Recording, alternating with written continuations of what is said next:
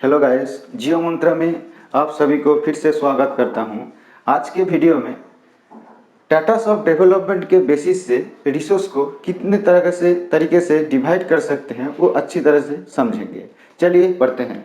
On the basis of Tatas and development मतलब कोई resource को हम कैसे यूज़ करते हैं, ठीक तरह से यूज कर पाते हैं या नहीं, अगर नहीं कर पाते हैं तो क्यों नहीं कर पाते हैं, इस बेसिस से रिसोर्स को हम 4 कैटेगरी में डिवाइड कर सकते हैं।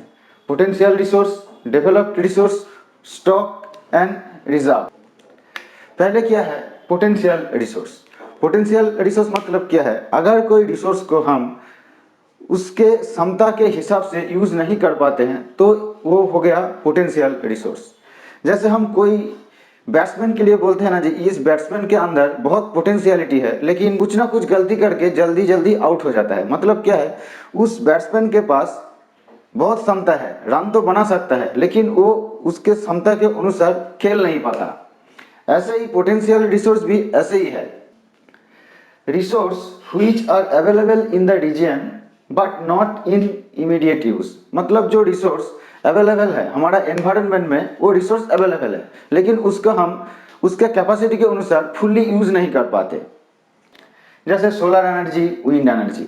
सोलर एनर्जी तो सारे जगह में मिलता है लेकिन उस एनर्जी को अच्छी तरह से यूज करने के लिए हम लोगों को हर जगह में सोलर प्लांट बिठाना पड़ेगा, वो इकोनॉमिकली एक्सेप्टेबल नहीं है। विंड एनर्जी, विंड एनर्जी हम लोगों को सभी को पता है, जो कोस्टल एरिया में बहुत जोर जोर से हवा बहती है तो वहाँ पर विंड को एनर्जी में कन्वर्ट करने के लिए हम लोगों को टरबाइन बिठाना पड़ेगा, वो भी इकोनॉमिकली एक्सेप्टेबल नहीं है, उसके लिए बहुत खर्चा है।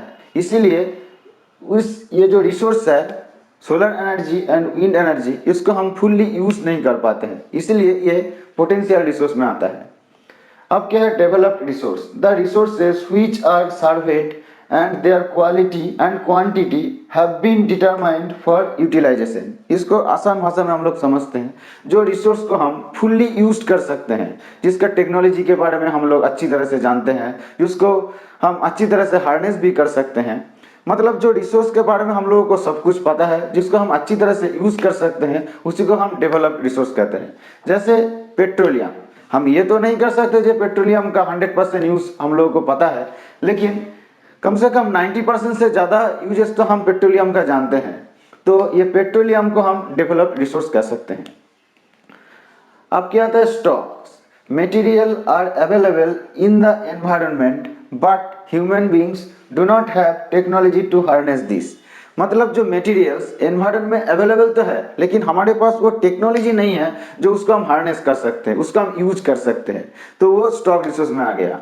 जैसे हम लोगों को सभी को पता है जे हाइड्रोजन एंड ऑक्सीजन से वाटर बनता है, लेकिन इसका टेक्नोलॉजी हमारे पास नहीं है। अगर ये टेक्नोलॉजी हम लोगों का पास होता तो हम लोग तो घर घर में पानी बनाते हैं। ये बात अलग है जब हम लेबोरेटरी में हाइड्रोजन ऑक्सीजन मिला के पानी बना सकते हैं, लेकिन ये अवेलेबिलिटी तो हर किसी के पास नहीं है, तो ये एक स्टॉक रिसोर्स में आ गया। Stock resource and potential resource में हम लोगों को कन्फ्यूजन होता है, लेकिन इन दोनों में कन्फ्यूजन होने का कोई बात नहीं है। देखिए इसको अच्छी तरह से हम लोग इसका डिफरेंस को समझते हैं।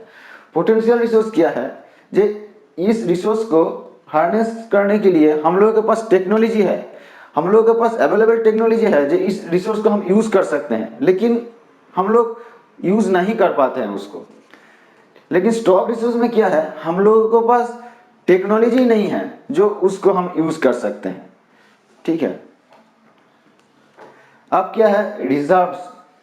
तो नाम से हम लोगों को पता चलता है ये रिजर्व्स है क्या। Reserve are the subset of the stock. ये रिजर्व जो रिसोर्स है वो स्टॉक रिसोर्स का ही सबसेट है, लेकिन इस रिसोर्स को हम लोगों का हमारे पास अवेलेबल टेक्नोलॉजी भी है इसको यूज करने का, लेकिन हम लोगों के पास अभी ये इच्छा नहीं है जो उस रिसोर्स को हम यूज करें, उसको हम फ्यूचर के लिए स्टोर करके रखना चाहते हैं, इसीलिए इसको हम रिजर्व कहते हैं। जैसे water store in A dam, जैसे रिवर में हम लोग अगर कोई डैम कंस्ट्रक्ट करें तो उसमें हम पानी स्टोर करके रखते हैं, तो ऐसा तो नहीं है जो उसको हम यूज नहीं कर पाते इसीलिए स्टोर करते हैं, ऐसा नहीं है। भविष्य में उसको और भी बेटर तरीके से यूज करने के लिए हम लोग वो वाटर को डैम में स्टोर कर सकते हैं। जैसे कभी भी अगर सूखा पड़ जाए, कभी मानसून ठीक से ना हो तो उस पानी को हम लोग अच्छी तरह से यूज़ कर सकते हैं भविष्य में, इसलिए उस रिसोर्स को हम लोग स्टोर करके रखते हैं। तो ये रिजर्व हो गया। तो गाइस हम लोग रिसोर्स का जो टाइप से है, डिफरेंट टाइप से है, वो अच्छी तरह से हम लोग 3 वीडियो से अच्छी तरह से समझे हैं। तो अगले वीडियो में हम लोग कुछ और टॉपिक लेके आएंगे। तब तक के लिए थैंक यू।